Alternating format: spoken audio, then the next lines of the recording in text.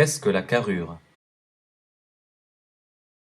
De même que le discours doit être considéré non pas comme une simple succession de mots, mais plutôt comme un enchaînement de membres de phrases, chaque membre étant à son tour composé d'une succession de mots, dans le domaine de l'exécution musicale, une mélodie doit être considérée non pas comme une simple succession de notes, mais plutôt comme un enchaînement de phrases musicales, chaque phrase étant à son tour composée de plusieurs motifs ou dessins mélodiques, chacun d'entre eux consistant en une succession d'intervalles mélodiques.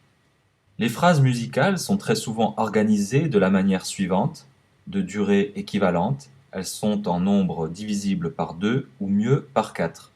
Ce mode de répartition périodique est appelé carrure, par référence aux 4 côtés égaux d'un carré s'opposant 2 par 2. Pour le dire plus simplement, la carrure est l'organisation rythmique élémentaire des phrases selon un nombre déterminé de mesures, habituellement groupées par 4. Écoutons le troisième mouvement de la sonate pour piano KV 333 de Mozart, où la carrure fonctionne par 4 mesures.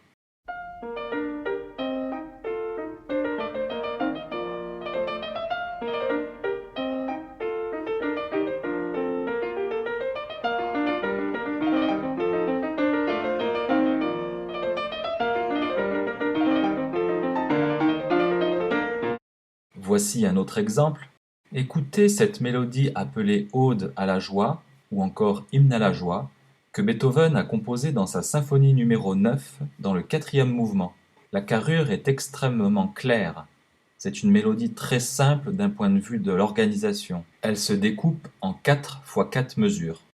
Eine schöne Götterfunkentochter aus Elysium, wir betreten feuertrunken himmlische dein Heiligtum.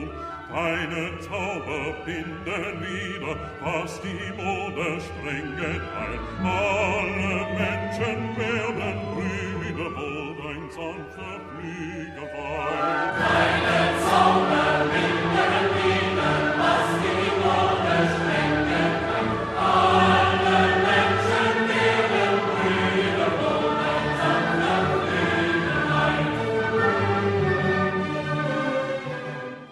Voici la mélodie du deuxième mouvement de la symphonie numéro 9 de Dvorak, surnommée Symphonie du Nouveau Monde. Vous allez entendre la carrure de ce thème joué au cor anglais, une carrure en 2 mesures.